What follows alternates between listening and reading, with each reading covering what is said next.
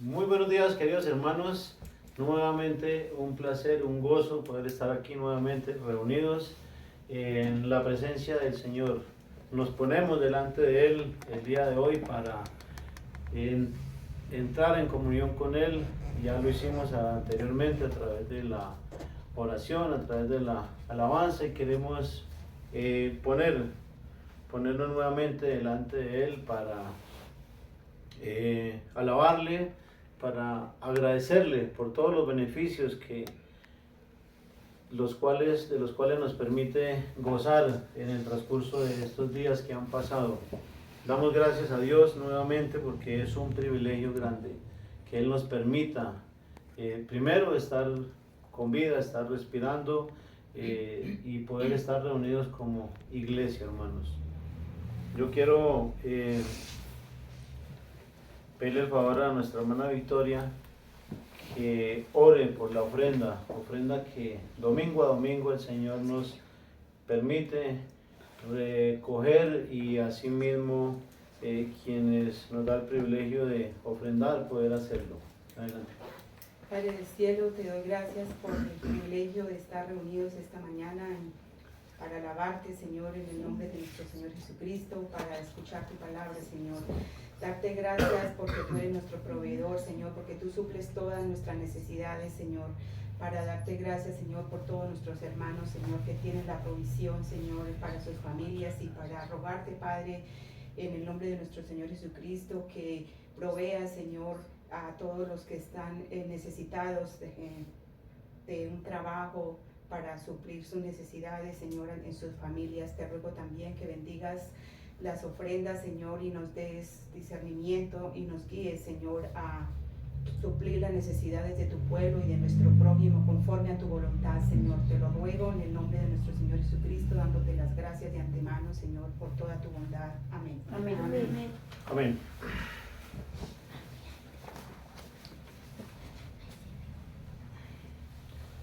Bueno, tanto la alabanza como la ofrenda son maneras que Dios nos enseña para alabar y exaltar su nombre, pero una de las mejores o la mejor manera de agradar a Dios, hermanos, es con nuestra obediencia. Y anteriormente alabábamos al Señor con un cántico donde nos postrábamos ante Él para adorarle, para exaltar su nombre. Y qué bueno sería que todos fuéramos lo suficientemente conscientes de lo que es adorar a Dios y concientizarnos para obedecerle y hacer su voluntad realmente como Él quiere que cada uno de nosotros lo hagamos, hermanos. Quiero invitarlos, por favor, para que nos ubiquemos en el Evangelio de Marcos, en el capítulo 10, y vamos a dar lectura al verso 13, 14, 15 y 16. Me gustaría, Evangelio de Marcos, capítulo 10, repito, Evangelio de Marcos, capítulo 10, del verso 13 al 16. Es el pasaje que he tomado como texto base para el sermón del día de hoy, hermanos, que lleva por título ¿Nacemos pecadores? Pongámonos por favor de pie para dar lectura y honra a la palabra. Adelante. Dice la palabra de Dios. Y le presentaban niños para que los tocase. Y los discípulos reprendían a los que los representaban. Viéndolo Jesús se indignó y les dijo: Dejad a los niños venir a mí, y no se lo impidáis, porque de los tales es el reino de Dios. De cierto os digo, que él no reciba el reino de Dios como un niño, no entrará en él. Y tomándolos en los brazos, poniendo las manos sobre ellos, los bendecía. Amén. Amén. Amén. Amén. Hasta ahí la palabra del Señor. Ya pueden sentarse. Bueno, antes que nada quiero poner este sermón en manos del Señor.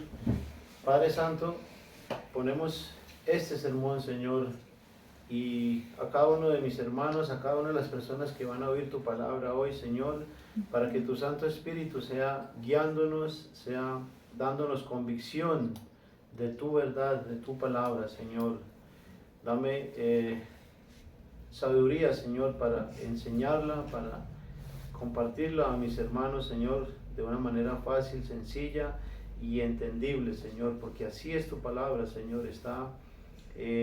Tú la inspiraste para que un niño de 3, de 5 años la entienda, Señor. Llévate la gloria, Señor, en esta mañana y la honra, porque solo tú la mereces. Amén. Amén. Amén.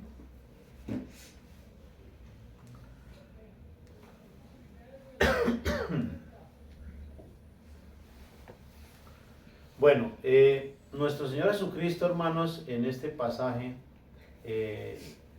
en sus mismas palabras, es bastante claro al abrir la puerta del reino de los cielos a los niños.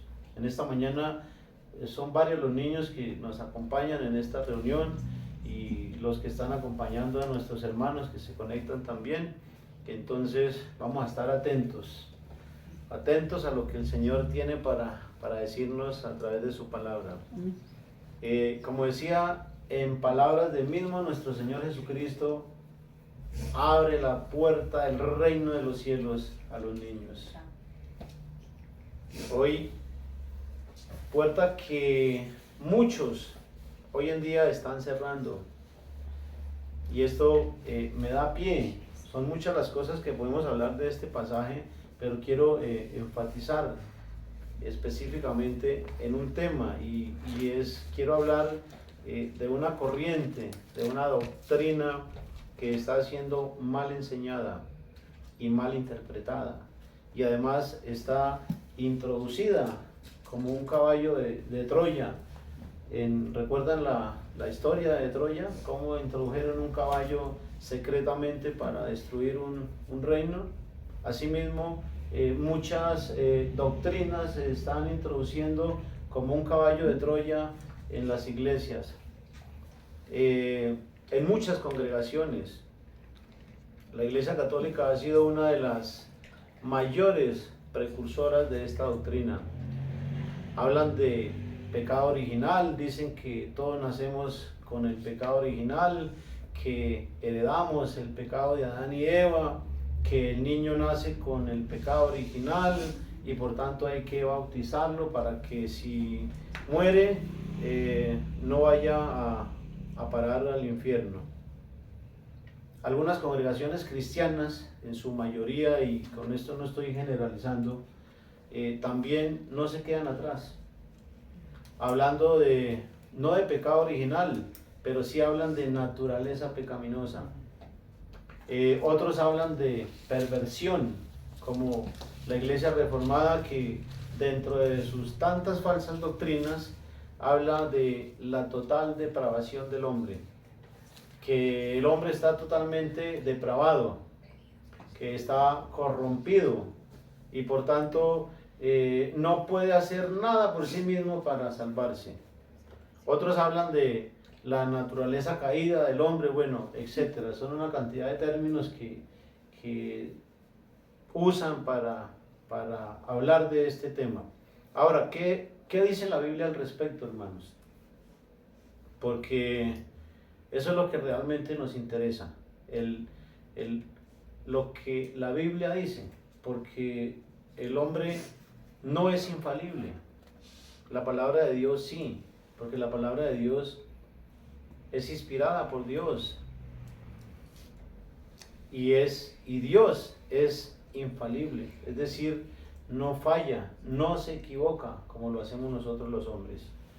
Esta es una doctrina que está llevando a miles, por no decir millones de personas al error, desviándolos de la verdadera fe y así también, asimismo, alejándolos de Dios, para que no permanezcan en las enseñanzas de nuestro Señor Jesucristo. Y lo peor de todo, hermanos, es que usan pasajes que están en la Biblia. Usan la misma Biblia, pero no le dan el uso adecuado, sino que la mal usan. Pasajes sacados de contexto y usados como pretexto para difundir sus herejías. O le dan una interpretación alegórica a lo que es literal o literal a lo que es alegórico, etc. Me gustaría ejemplizar con algunos pasajes. Por ejemplo, el Salmo 58, que es uno de los pasajes que usan para esta doctrina. Salmo 58, verso 3, dice exactamente: se apartaron los impíos desde la matriz, se descarriaron hablando mentira desde que nacieron. Y entonces uno se pregunta, ¿cómo se puede apartar un recién nacido de la verdad si aún no ha nacido? Dice, o hablando mentira desde que nacieron. ¿Acaso un recién nacido habla para que diga mentiras? Entonces es importante entender o saber analizar, comprender este pasaje. Y claramente nos muestra que es una hipérbole, que es una exageración. Una hipérbole es una figura literaria que exagera o disminuye al máximo algo que se está hablando. Y eso es lo que vemos aquí en este pasaje, una hipérbole. En el Evangelio de Juan encontramos un pasaje también que, aunque no tiene que ver con este tema de la naturaleza pecaminosa ni nada, pero sí nos sirve para ejemplizar cuando se le da un significado literal a lo que es figurado y figurado a lo que es literal. En el Evangelio de Juan, capítulo 6, del verso 51 al 52, nuestro Señor Jesucristo está manifestando que Él es el pan vivo que descendió del cielo. Dice, si alguno comiere de este pan, vivirá para siempre. Y el pan que yo daré es mi carne, la cual yo daré por la vida del mundo. El verso 52, los judíos contienden o discuten acerca de eso. Dicen, ¿cómo puede este darnos a comer su carne? Pero este pasaje o estas palabras que Jesús está hablando no son literales, son espirituales. ¿Sí? Caso contrario a lo que leíamos anteriormente en el Salmo 58, el pasaje sí hay que entenderlo de una manera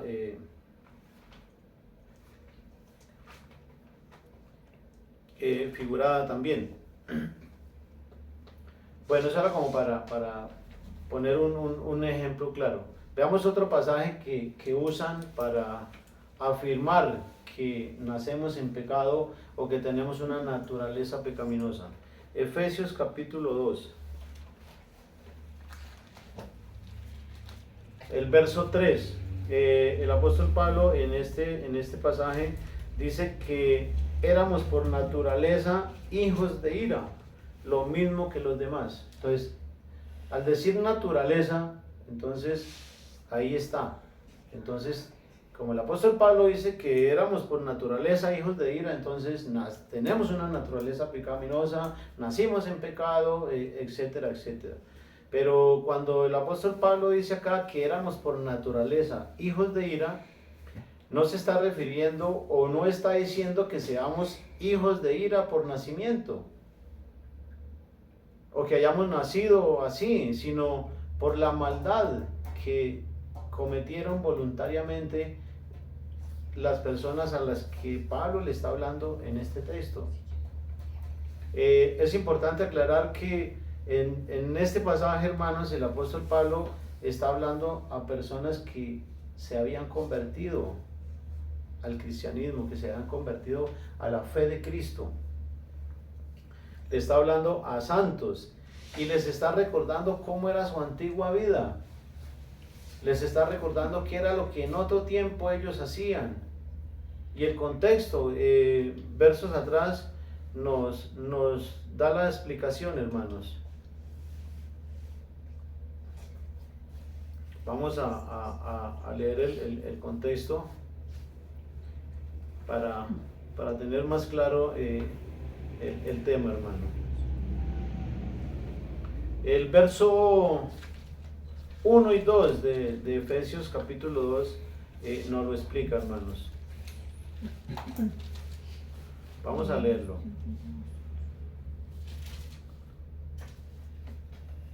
Y Él os dio vida, viene hablando de nuestro Señor Jesucristo, y Él os dio vida a vosotros cuando estabais muertos en vuestros delitos y pecados, en los cuales anduviste en otro tiempo, siguiendo la corriente de este mundo, conforme al príncipe de la potestad del aire, el espíritu que ahora opera en los hijos de desobediencia. El apóstol Pablo nos lo aclara de una manera fácil, sencilla, hermanos. Dice, en los cuales anduvisteis, dice, cuando estabais muertos en vuestro, pero la palabra muerto es espiritual, no es literal. O sea, muerto, alejados de Dios.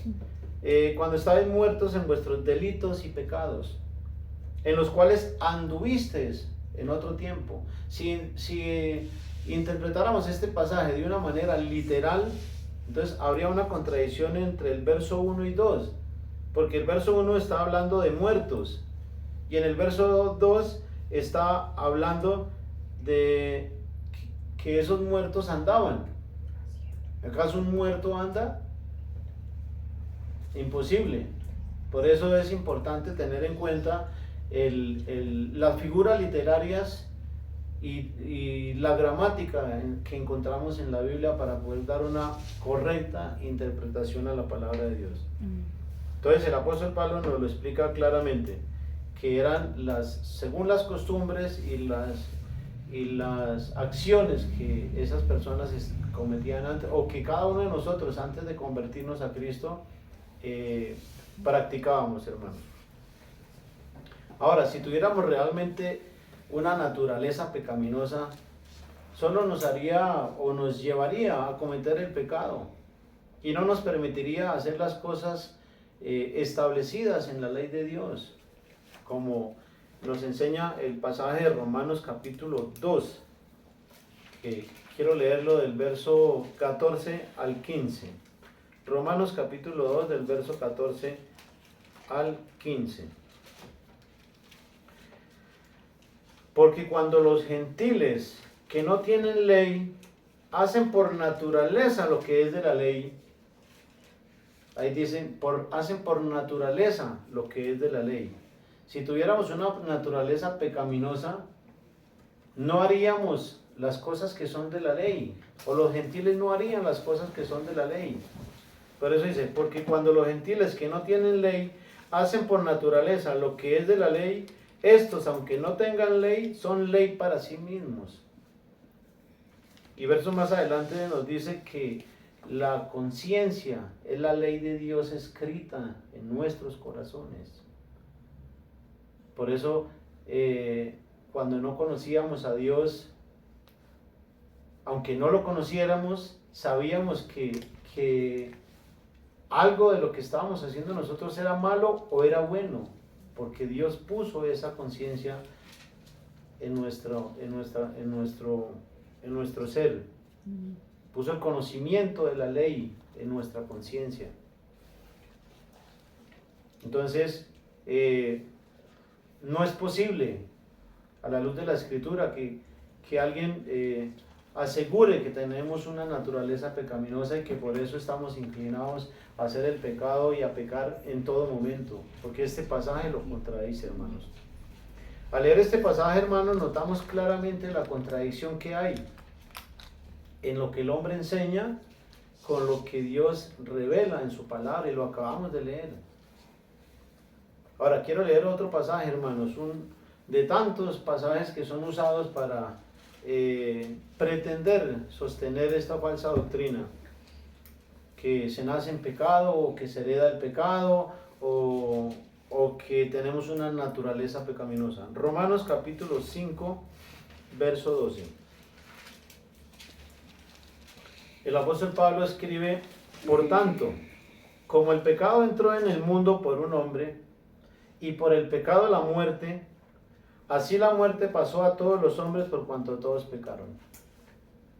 Este es uno de los pasajes, de los tantos pasajes más comunes usados para pretender sostener esta doctrina, hermanos. Y hablando de pecado, es importante saber qué es pecado. O sea, para poder entender este pasaje y los pasajes que hemos leído anteriormente, es importante entender y conocer cuál es el significado de pecado. Y la Biblia, hermanos, en Primera de Juan, y esto es algo que debiéramos tenerlo bastante claro, subrayarlo en nuestra Biblia, en nuestros apuntes. Primera de Juan, capítulo 3, verso 4, nos da la definición exacta de lo que es pecado. Y vamos a leerlo, hermanos. Primera de Juan, capítulo 3, verso 4. Dice, todo aquel que comete pecado infringe también la ley, pues el pecado es infracción de la ley. Amén. Todo aquel que infringe la ley comete pecado. O sea que ya teniendo claro el concepto de pecado, podemos entender el pasaje de Romanos 5 y los demás pasajes que he citado anteriormente. Dice, por tanto, como el pecado entró en el mundo por un hombre, y por el pecado la muerte, así la muerte pasó a todos los hombres. Entonces, usan este pasaje para decir que heredamos el pecado de Adán y Eva, y que como Adán y Eva pecaron, entonces ese pecado pasó a toda la humanidad. Pero no tienen en cuenta la última porción de este versículo que dice, así la muerte pasó a todos los hombres por cuanto todos pecaron. Una persona que no haya pecado no ha infringido la ley. Por lo tanto, el pecado no pasa a él. Amén. Bueno, entonces hasta ahí vamos claros. Vamos a continuar. Enseñar enseñar a partir de estos textos que acabo de citar, que los citan mal, que los niños o que todos nacemos siendo pecadores, o que tenemos una naturaleza pecaminosa, o que heredamos el pecado de Adán y Eva al nacer, eso es una falacia, hermanos.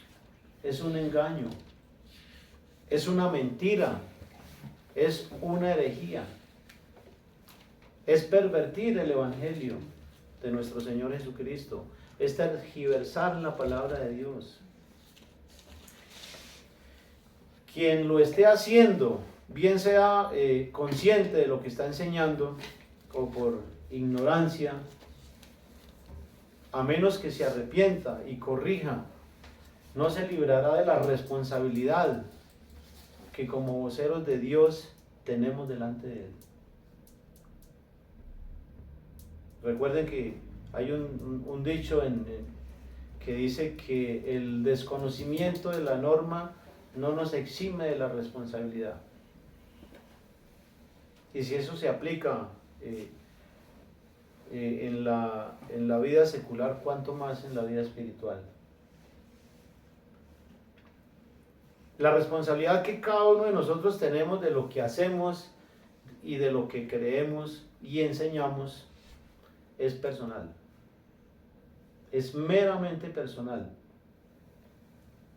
¿Por qué? Porque no podemos culpar a nadie por nuestros actos, aunque desde un principio eso es lo que el ser humano ha pretendido o ha hecho, culpando a otros para pretender librarse o querer salvar su responsabilidad. Y hay un ejemplo bastante claro que tenemos en la Biblia, hermanos. En Génesis capítulo 3, cuando Adán y Eva pecaron, desobedeciendo a Dios, ninguno de los dos aceptó la responsabilidad. Y ahí tenemos el testimonio. ¿Por qué? Porque cuando Dios llamó a cuentas a Adán culpó a la mujer Y cuando yo llamó a cuentas a Eva, Eva culpó a la serpiente. Dijo, no, la serpiente me engañó. Pero Dios ya les había dado las instrucciones claras, qué era lo que debían hacer y cómo lo debían hacer. Y hasta el día de hoy, hermanos, eso no ha cambiado mucho.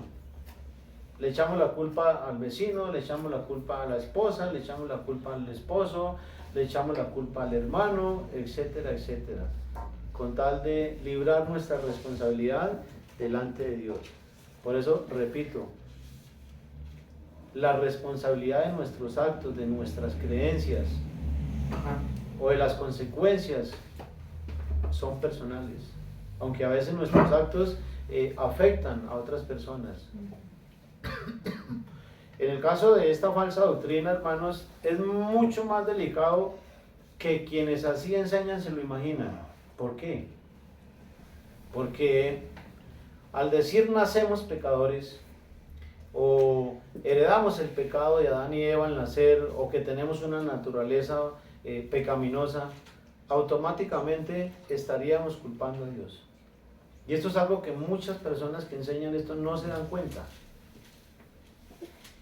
Si yo digo que nacemos, si yo digo que los niños nacen siendo pecadores y que necesitan ser bautizados, como mal enseña la Iglesia Católica, automáticamente yo estaría culpando a Dios y haciéndole a Él responsable por nuestro pecado.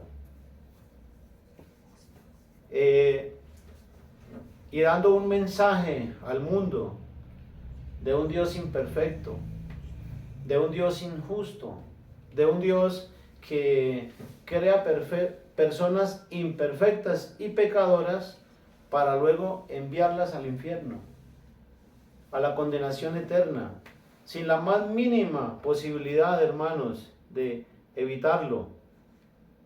La Biblia dice en Romanos capítulo 6, verso 23, que el salario o la paga del pecado es la muerte.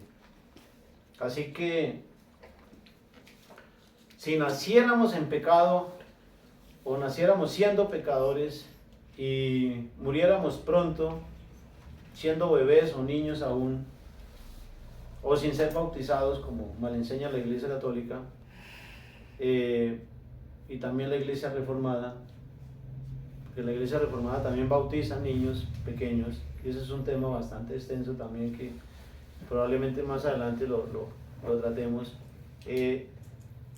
Si naciéramos en pecado, si dijéramos que si naciéramos en pecado y muriéramos pronto, el destino, ¿cuál sería el destino de esa persona al morir? Teniendo en cuenta lo que enseña Romanos capítulo 6, 23. Porque si creyéramos esa falsa doctrina de que nacemos en pecado, entonces cuando una persona nace y muere pronto, como nació en pecado, pues la paga del pecado, el salario del pecado es la muerte, pues va a parar al infierno. Según la doctrina que enseñan, pero no según Dios. Porque ese es el destino de un pecador, hermanos, a menos que se arrepienta. Pero Dios, el Dios de la Biblia, el Dios que hizo los cielos y la tierra, hermanos, es un Dios perfecto. Y así nos creó, a imagen y semejanza suya, hermanos. Y yo quiero leer 2, 3 pasajes para que tengamos claro este tema. Eclesiastés capítulo 7, verso 29. Son pasajes contundentes que derriban totalmente esa falsa doctrina, que hacen a Dios culpable, a Dios injusto.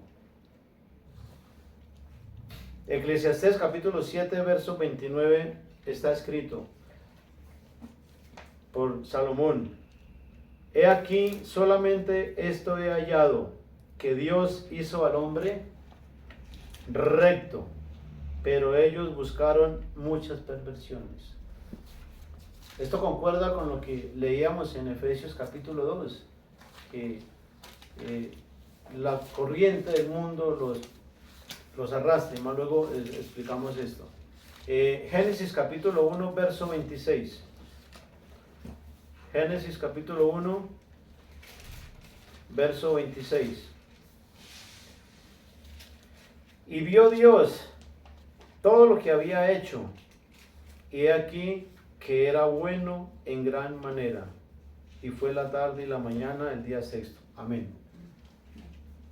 Todo lo que Dios creó es bueno, es perfecto, porque Dios es perfecto, hermanos. Deuteronomio capítulo 32, verso 24. Verso 4, perdón. Él es la roca cuya obra es perfecta. La obra de Dios es perfecta y nosotros hacemos parte de esa obra. Él es la roca cuya obra es perfecta, porque todos sus caminos son rectitud. Dios de verdad y sin ninguna iniquidad en él, el justo y recto. Amén. Además de ser perfecto Dios, hermanos, el Dios que hizo los cielos y la tierra, es un Dios misericordioso, es un Dios bondadoso, es un Dios justo, es un Dios amoroso, paciente, y no quiere que ninguno de nosotros perezcamos, sino que todos procedamos al arrepentimiento. Segunda de Pedro capítulo 3, verso 9. Y de esa manera nuestro destino eterno no sea el infierno. Dios quiere que todos procedamos al arrepentimiento para que nuestro destino no sea el infierno, sino que sea la gloria eterna, la salvación de nuestras almas, hermanos. Volviendo al texto base, dice Jesús, viéndolo Jesús, cuando los discípulos le querían impedir que los niños se acercaran, viéndolo Jesús se indignó y les dijo, dejad a los niños venir a mí y no se lo impidáis, porque de los tales es el reino de los cielos. Si Jesús abre la puerta del reino de los cielos, hermanos, a los niños, ningún hombre debería creerse con la autoridad para cerrarla, y tampoco tiene autoridad para hacerlo, porque la autoridad del hombre no puede estar por encima de la autoridad de Dios. Y Jesús, que es Dios, abre la puerta del reino de los cielos a todos los niños, porque los niños no tienen pecado, hermanos, porque el pecado es infringir la ley de Dios, según 1 Juan capítulo 3, verso 4, que ya lo leímos anteriormente. Y yo quiero aprovechar para preguntarle a todos quienes enseñan lo contrario, ¿qué pecado ha infringido un recién nacido para llamarlo pecador? ¿Qué pecado ha cometido un niño para decirle que es pecador? Y hay un pasaje en Deuteronomio capítulo 1, verso 39,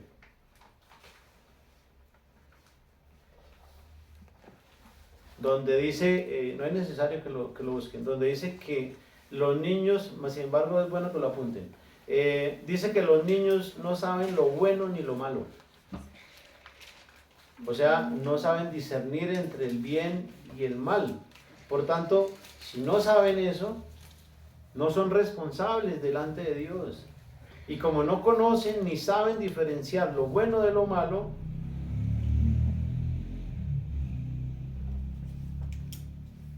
no son responsables delante de Dios.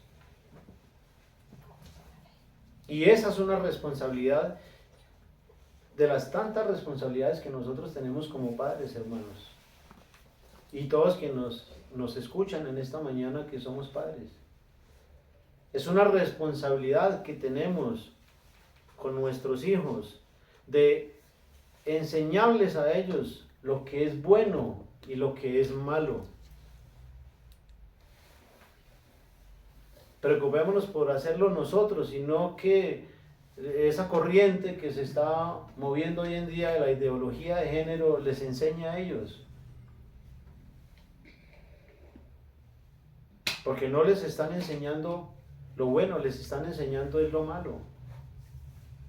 Y se cumple la palabra de Dios que a lo bueno llamarían malo y a lo malo llamarían bueno. Por eso es nuestra responsabilidad, hermanos, enseñarle a nuestros hijos lo que es bueno y lo que es malo. A un niño hay que enseñarle, por ejemplo, la sexualidad. La ideología de género dice que el niño tiene la libertad de escoger su género. Pero si él no conoce, él no sabe sobre sexualidad, ¿cómo va a escoger? Por eso nosotros como padres tenemos esa gran responsabilidad, hermanos, de hablarles a ellos, de enseñarles lo bueno a la luz de la palabra, de enseñarles lo que es bueno y lo que es malo.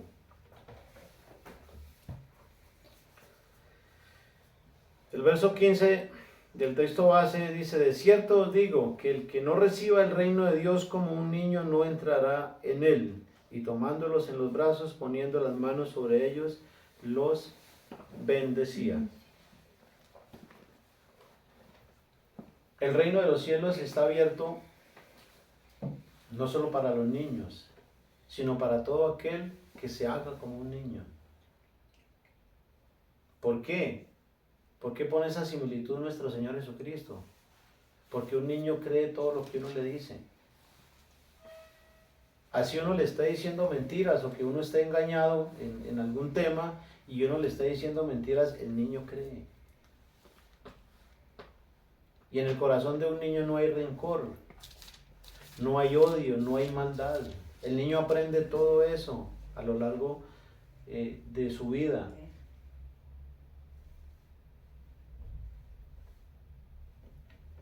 Por eso Jesús dice que el que no reciba el reino de Dios como un niño no entrará en él. ¿Por qué? Porque la fe es algo que Dios nos demanda para entrar en el reino de Dios. La fe, el creer en Dios.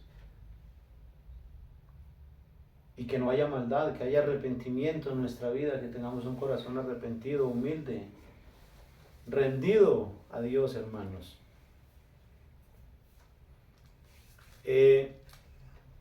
Concluyendo, a la luz de la Escritura, hermanos, Dios hizo al hombre recto y lo hizo a imagen y semejanza nuestra. A imagen y semejanza nuestra lo creó. Pero a medida que va creciendo, después de nacer, se deja arrastrar, se deja llevar por la corriente del mundo, se deja influenciar por las costumbres y tradiciones, que en su mayoría son tradiciones, quiero aclarar, hay tradiciones que agradan a Dios y costumbres que agradan a Dios, como hay otras que no. Pero en su mayoría se dejan arrastrar por costumbres y tradiciones que los conducen a infringir la ley, a pecar. Así que el hombre no peca porque sea pecador, sino que se convierte en pecador cuando peca, cuando infringe la ley de Dios. Basta con meternos en la web para ver una cantidad de predicadores diciendo que nacemos en pecado, que tenemos una naturaleza pecaminosa. Invierten estas palabras, dicen que somos pecadores, que no somos pecadores porque pecamos, sino que somos pecadores, sino que pecamos porque somos pecadores. Invierten las palabras. Pero a la luz de la Escritura, hermanos, quien se equivoca es el hombre, no Dios. Por eso yo quiero en esta mañana, hermanos, invitarlos para que tengamos en cuenta la palabra de Dios, para que tengamos en cuenta todos estos pasajes, que los meditemos, que con un corazón humilde los analicemos y le pidamos a Dios que nos ayude a entenderlos y que tengamos la suficiente humildad para corregir lo que estemos haciendo mal, porque eso es lo que Dios quiere, hermanos, que seamos humildes, porque Dios nos muestra su voluntad a través de su palabra, pero Él no nos obliga a hacer o no hacer, nos da la libertad para que cada uno de nosotros decidamos aceptar esa verdad o rechazarla. Y eso es algo maravilloso que Dios hace con nosotros, hermanos, porque no nos obliga. Tengamos en cuenta estas palabras, estudiémoslas, meditémoslas, para que no nos engañen más, para que no nos desvíen, porque si las conocemos, si las meditamos, si las creemos, porque a veces las escuchamos, o las escuchamos por aquí, las escuchamos por allí, pero no las creemos. Y para que la palabra sea viva en mí, yo debo creerla.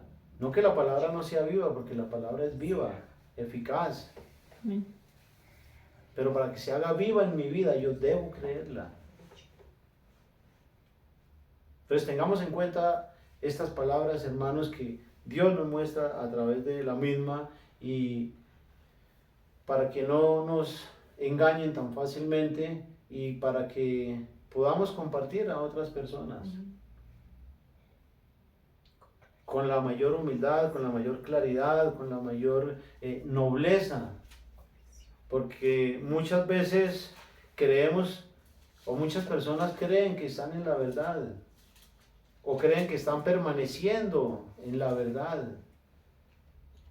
Pero una de las características del verdadero discípulo de Cristo es que permanece en las palabras de Cristo, permanece en sus enseñanzas y no las enseñanzas de los hombres. Y si las enseñanzas de los hombres no concuerdan con lo que Dios enseña, pues simplemente no las creo. Y es mejor creerle a Dios que a los hombres, hermanos. Oremos.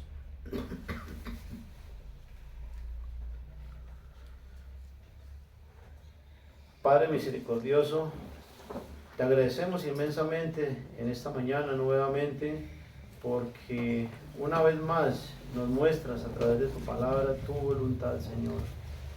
Ayúdanos a amarla, Señor, ayúdanos a creerla, ayúdanos a vivir por ella y para ella, porque por ella vivimos, Señor. Ayúdanos a pasar más tiempo contigo, Señor. Ayúdanos a que la prioridad siempre seas tú, Señor. Te ruego por cada una de esas personas, Señor, que van a escuchar este mensaje y quienes han escuchado este mensaje, para que tu Santo Espíritu, Señor, les dé la convicción necesaria, Señor, para creerte a ti, Señor. Abre sus ojos y sus oídos espirituales de todas las personas, Señor, que están siendo engañadas, que están siendo desviadas de tu verdad. Te lo ruego y te lo suplico en el nombre de nuestro Señor Jesucristo, dándote las gracias de antemano y pidiéndote, Señor, que te lleve la gloria y la honra, porque solo tú la mereces, Señor. Es tu palabra la que predicamos. Amén. Amén. Amén. Bendiciones, hermanos. Que tengan una buena semana. Un abrazo fraternal.